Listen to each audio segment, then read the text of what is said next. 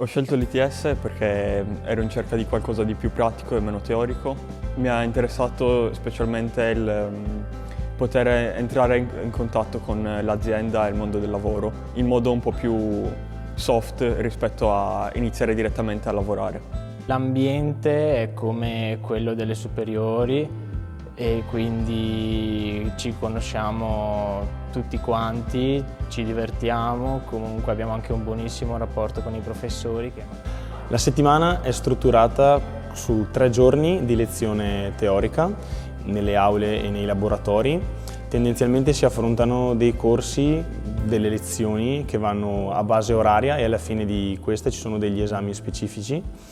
Dopo abbiamo comunque dei corsi di laboratorio in cui dobbiamo preparare un progetto, prepararlo, studiarlo e portarlo poi a una convention a fine anno e presentarlo di fronte a tutti gli altri ITS del Veneto. E invece gli altri 2 giorni, quindi il giovedì e il venerdì, siamo affiliati ad un'azienda. Finite le superiori non ero sicuro di che corso scegliere o come proseguire gli studi, se volevo studiare o se volevo lavorare. Quindi mi sono buttato sulla scelta che mi sembrava più ovvia, comunque la cosa che mi interessava un po' di più, e ho scelto l'università. Ho cominciato facendo ingegneria gestionale e dopo il primo anno mi sono reso conto che non era esattamente ciò che volevo e che un approccio puramente teorico non era esattamente quello che cercavo.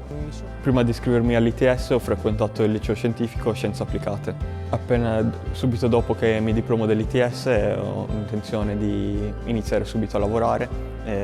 Ho già diversi contatti con più aziende, quindi dovrei avere buone opportunità lavorative. Secondo me l'ITS è per chi sta cercando un corso che sia un buon mix tra teoria e pratica, in cui non si affrontano solamente le materie puramente a livello teorico e quindi senza mai avere un riscontro, ma anche facendo molte ore di laboratorio. Sono un disegnatore progettista e ho portato avanti molti progetti nella mia azienda e grazie a questo, quando avrò finito l'ITS, avrò la possibilità di continuare a lavorare lì perché comunque mi sono trovato bene. L'aspetto che sto apprezzando di più in questo corso ITS è sicuramente la possibilità non solo di studiare, che comunque è parte fondamentale di ITS, ma mettere anche le mani in pasta, quindi applicare appunto le conoscenze, metterle in pratica e allo stesso tempo comunque imparare a vivere all'interno di un'azienda, imparare a lavorare.